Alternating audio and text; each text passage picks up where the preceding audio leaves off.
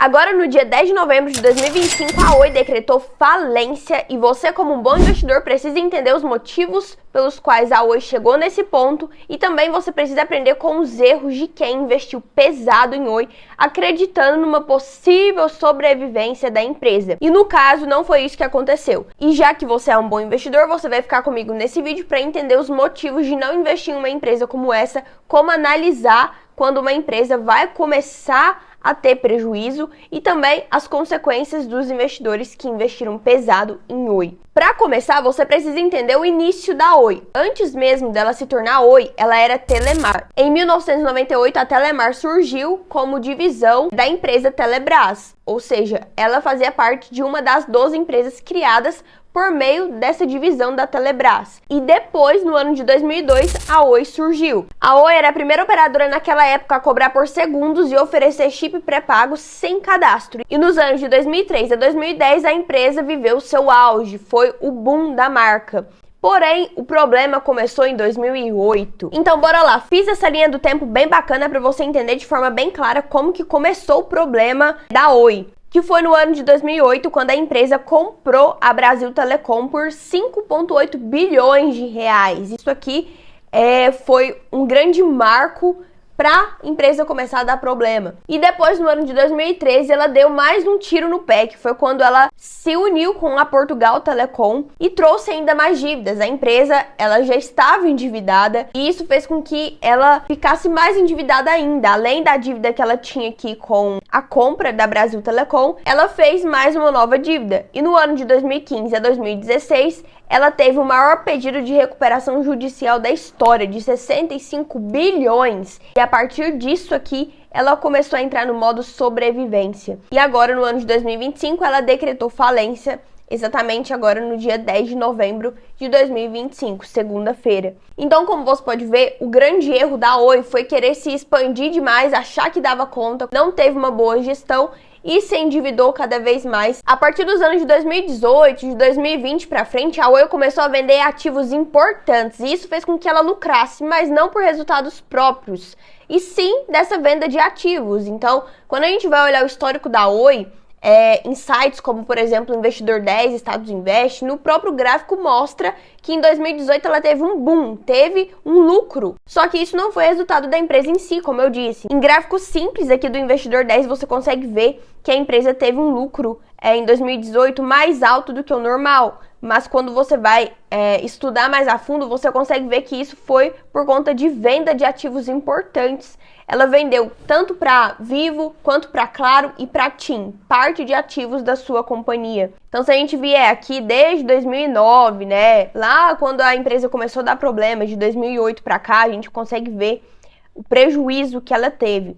Aqui em 2012, ela teve uma receita líquida alta, mas o lucro líquido dela foi de 1,78 bilhão, não chegou nem perto da receita que ela teve. Olha só, se a gente selecionar apenas o lucro líquido, olha que desastre, a gente consegue ver que isso não é constante. Então, apenas analisando um gráfico simples como esse, um investidor já conseguiria ver problemas da empresa, já conseguiria detectar. Aqui ela já começa a dar sinais. Chegou aqui no ano de 2013, a gente consegue perceber que a receita só foi decaindo, só foi diminuindo. E o lucro da empresa foi cada vez oscilando mais. Aqui estava negativo já, ó. Aqui em 2014 mesmo já estava negativo. Chegou em 2016 com a recuperação judicial, diminuiu. Aqui foi quando ela começou a vender os ativos importantes, né?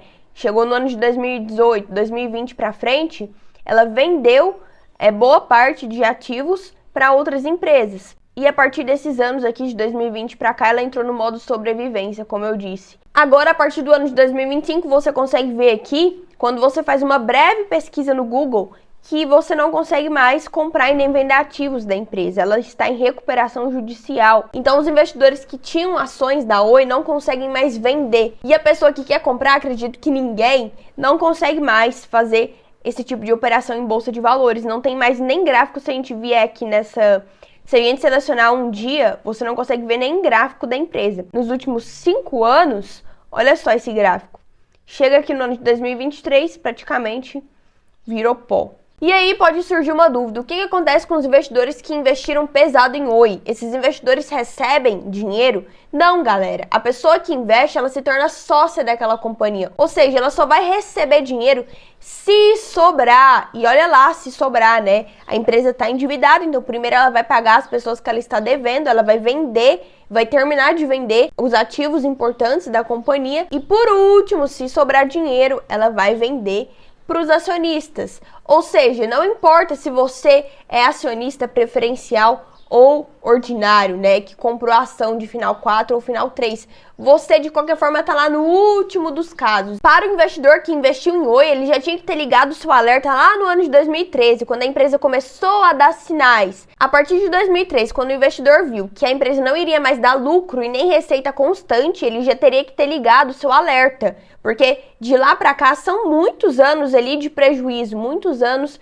de problemas e de dívidas que o investidor conseguiria, apenas analisando o gráfico que eu mostrei, ver que teria que vender ou até mesmo deixar de comprar, porque teve gente que comprou a empresa só pelo fato dela estar barata, mas preço não significa nada. E esse é um dos erros que você já precisa aprender com quem cometeu ele. E de fato, pode ser que seja uma empresa boa, gerando uma oportunidade ali naquele momento. Só que você não compra uma empresa apenas olhando o preço.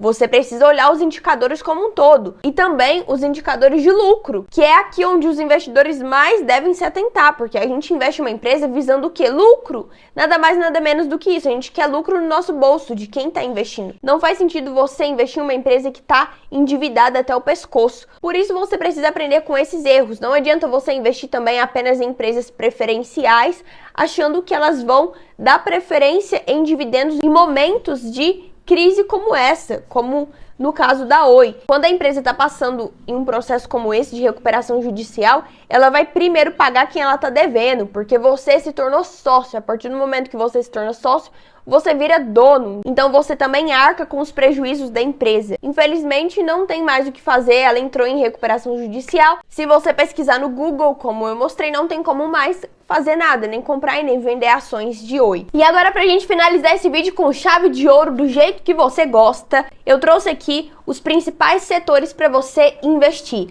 Antes de você investir em uma ação, você precisa primeiro analisar aquela empresa para você lucrar no momento da compra. É assim que um bom investidor lucra, na hora de comprar, porque a partir do momento que ele compra uma boa empresa, analisando do jeito certo, ele não vai ter prejuízo ao longo dos anos, ele vai conseguir receber dividendos gordos, justamente para conseguir ter uma aposentadoria ali boa, bem gorda, do jeito que a gente tá querendo, né? Esse é o intuito de investir pensando a longo prazo, para você ter uma qualidade de vida melhor. Então, por isso, você precisa focar nesses principais setores aqui. A maior parte em indústria, porque a indústria é um dos setores que mais crescem. E ainda mais aqui no Brasil, onde a gente tem indústrias que são importantíssimas para o mundo inteiro. A gente também precisa pensar nos setores de bancos, que no Brasil também é um dos que mais lucram. Então, o setor de indústria e o setor bancário são os dois principais maiores setores que tem que estar na sua carteira quando você vai pensar em investir em ações. Por isso, foquem nesses dois principais. E esses outros aqui são os setores para você diversificar a sua carteira, que também são importantíssimos, porém não são os maiores. Mas você tem que ter em carteira para ter uma boa diversificação. Um bom investidor, ele diversifica, ele sabe dessa importância. Então você pode tirar um print dessa tela aqui, já salva aí para você não esquecer. E essa daqui também é uma ótima proporção para você formar a sua carteira de ações. Então, galera, esse foi o vídeo. Eu espero que eu tenha trazido informações importantes para você, informações que podem fazer com que você evite tomar decisões, né, como essas de comprar ações da Oi apenas pelo fato de estar barata. Se você gostou, considere deixar o seu like aí para me ajudar também a levar informações como essa para mais pessoas. Eu vou ficando por aqui, meu nome é Isadora Cecília